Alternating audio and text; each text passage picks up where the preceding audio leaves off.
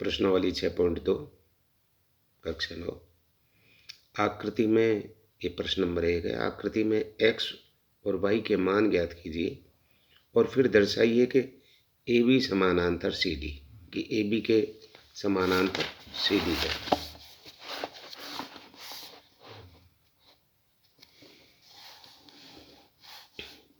AB और CD ये दोनों समानांतर रेखा हैं। इस L तिर्यक रेखा ने इसको तिरछा काट रखा है। प्रश्न के अनुसार अब इसमें पूछा गया है कि प्रश्न में दिखाए गए AB और CD रेखा को एक तिर्यक L बिंदु पर PQ पर प्रतिच्छेद करती है, अर्थात इस AB और CD इस रेखा को ये L रेखा P और ये Q बिंदु पर प्रतिच्छेद करती है। अब चित्रानुसार देखो, इसमें ये पूछा है x का और y का मान पूछा है।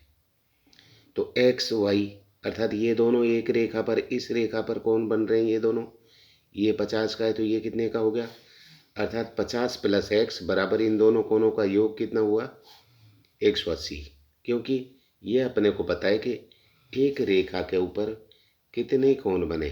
अब मान लो कितने कोण बने, एक 50 का है तो दूसरा कितने का हो जाएगा? अर्थात 180 में से ये घटा दिया क्योंकि ये रेखिक योग में, तो x बराबर 180 - 50, तो x बराबर आ गया 30। ये अपना कितना आ गया? 130। अभी इसका y का पूछा है और y के, अब ये इस प्रकार रेखा काटती है तो इन पे थोड़ा ये भी ध्यान रखें। ये जैसे एक y के सामने ये 130 कोण है तो ये शीर्षाभिमुख कोण है, ये बराबर होंगे। ये कोण आपस में देखो ये बराबर होंगे। ये शीर्षाभिमुख कोण है और ये शीर्षाभिमुख कोण है, अर्थ शीर्ष के सामने, अभिमुख माने सम्मुख सामने, ये बराबर होंगे। अब जैसे कि ये दिया y बराबर 130, दूसरा समीकरण हो गया, अर्थात क्यों? क्योंकि ये शीर्षाभिमुख कोण है।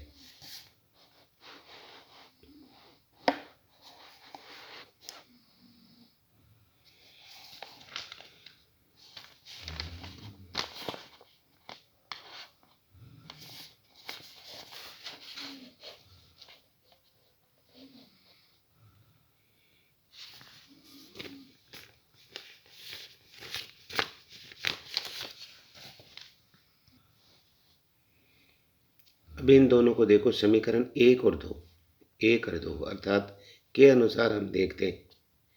1 और 2 के अनुसार देखते हैं, अर्थात 1 और 2 क्या हो गया?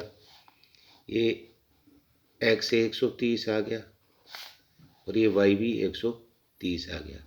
जब ये दोनों बराबर हैं, x और y 130 है और 130 है, तो ये x y बराबर है, अर्थात अतः एकांतर कोण है। कैसे कोण है?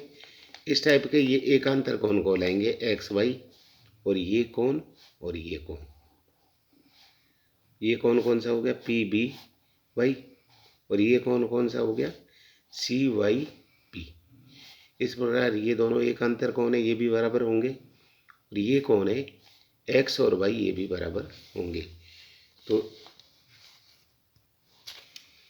अर्थात अंत एकांतर कोण बराबर हैं, अर्थात अंत एक्स और वाई अंत एकांतर कोण बराबर है। हम जानते हैं कि यदि एक तिर्यक रेखा दो रेखाओं को इस प्रकार प्रतिच्छेद करे कि अंत एकांतर कोणों के युग्म बराबर हो, युग्म का मतलब ये दोनों भी बराबर है और ये दोनों भी बराबर है। जब अंतर युग्म दोनों बराबर हो तो दो रेखाएं समानांतर होती हैं। इसी के आधार पर उपयुक्त प्रश्न में भी यहाँ यह कहा जा सकता है। ये हो गया अपना पहला प्रश्न। दूसरा है, आकृति में यदि ए बी समानांतर सी डी और सी डी समानांतर ई एफ है, ए बी के समानांतर सी डी है और सी डी के समानांतर ई एफ है, और वाई जेड 3.7 का अनुपात है, वाई जेड इन कोणों में 3.7 का अनुपात, तो एक्स का मान ज्ञात कीजिए, अर्थात इस एक्स का मान ज्ञात कीजिए। अब वो प्रश्नानुसार ए बी समानांतर सी डी, अर्थात इस रेखा के समानांतर सी डी है, और x plus y 180, x plus y, अर्थात जब किसी दो रेखाओं के अंतर ये दोनों कोण होगा तो इन दोनों कोणों का योग 180 होता है, अर्थात x प्लस वाई बराबर 180। क्योंकि दो समांतर रेखाओं को यदि एक तिर्यक रेखा काटे तो तिर्यक रेखा के एक ही ओर के अंत्यकोण, ये एक ही ओर के दोनों अंत्यकोण या इधर के ये, ठीक है, अंत्यकोणों को का योग 180 होता है।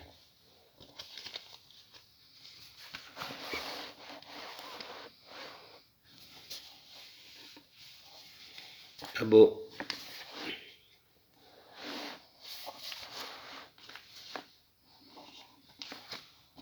प्रश्न में दिया गया ए बी समानांतर सी डी और सी डी समानांतर ई एफ, तो ए बी ई एफ भी समानांतर हुए, अर्थात ये दोनों समानांतर हैं, तो ए बी समानांतर ई एफ ये भी समानांतर ही हुए।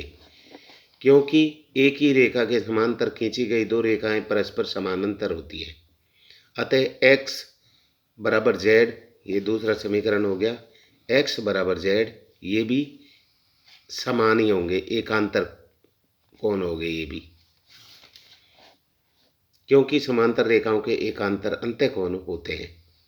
समीकरण सेकंड से x का मान 1 में प्रतिस्थापित रखने पर, अर्थात x plus z plus y बराबर 180, अर्थात z प्लस वाई बराबर 180,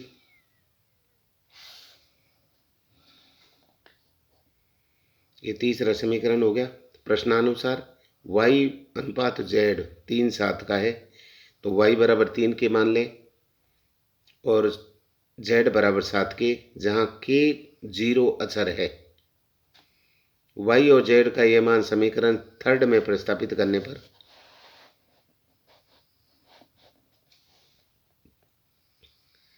7 के प्लस 3 के बराबर 180, 10 के बराबर 180, तो के यहाँ रख लिया, 10 इसके बटे में चला गया तो 18 आ गया के का मतलब।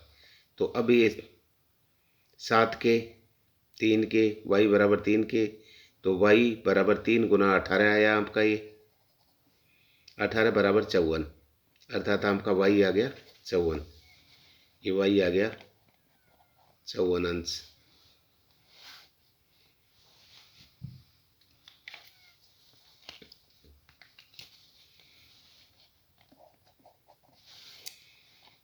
फिर उसके बाद में है z बराबर 7 के, 7 गुना 18 बराबर 126, अर्थात z बराबर 126। तो समीकरण सेकंड के अनुसार x बराबर z, x बराबर z, तो ये भी 126 का हो गया, तो x बराबर 126, अर्थात ये उत्तर आ गया। प्रश्न तीसरा, आकृति में यदि ए बी समानांतर सी डी, इस ए बी के समानांतर सी डी है, ई एफ लंब सी डी, अर्थात ई एफ जो ये लंब है ये सी डी रेखा पर लंब है। लंब का मतलब ये इधर भी 90 का हो गया और ये इधर का भी 90 का हो गया। जी डी एफ 126, जी ई डी, अर्थात ये पूरा कोण है ये 126 का है। ए जी ई, अर्थात ये कोण है, ये कोण, और जी ई एफ, अर्थात इस कोण को, और एफ जी ई इस कोण को, अर्थात ये 1 2 3 ये कोण ज्ञात कीजिए। प्रश्न में दिए गए चित्र के अनुसार ए बी समानांतर सी डी है, तो जी ई एक तिर्यक रेखा हो गई, ये जी ई है आपकी एक तिर्यक रेखा हो गई। अब इसको आगे बढ़ाओ, ठीक है। ए जी और जी ई डी ये एक अंतर कोण हो गई, ए जी ई, अर्थात ये कोण और GED अर्थात ये कोण एकांतर कोण हो गए, जबकि ये कोण AG बराबर 126, ये अपने को 126 दे रखा है, तो ये कोण भी अपना 126 हो जाएगा, अर्थात ये 126 दे रखा है,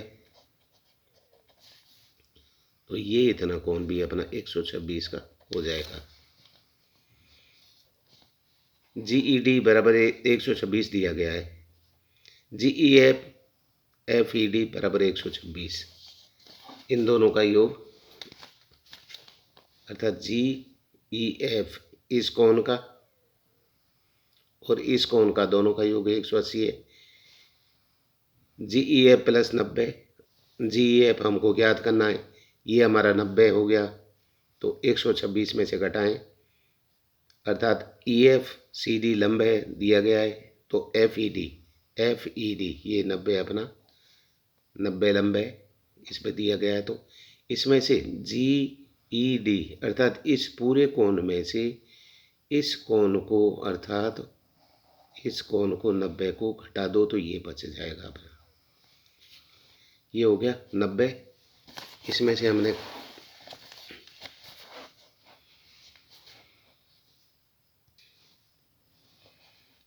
GEF में 126 में से 90 गया तो GEF रह गया 36, अर्थात ये कोण आपका रह गया 36 अंश। GEF ये कोण 36 अंश रह गया। AGE प्लस GE 180, AGE अर्थात ये प्लस दूसरा कह रहा है FGE अर्थात ये कोण, इन दोनों कोणों का योग अर्थात इन दोनों कोणों का योग 180 होगा, तो ये हो गया 100, AGE हो गया अपना 126 दे रखा है, FGE ज्ञात करना है 180, समीकरण 1 से तो AGE बराबर 180 126 है, समीकरण 1 में दिया हुआ है अपना, तो FGE बराबर 180 में से 126 घटाए तो EFG हो गया 54। ये तीनों प्रश्न हो गए, आप इनको देखें और कॉपी में हल करें और इसको लाइक करें, सब्सक्राइब करें और शेयर करें।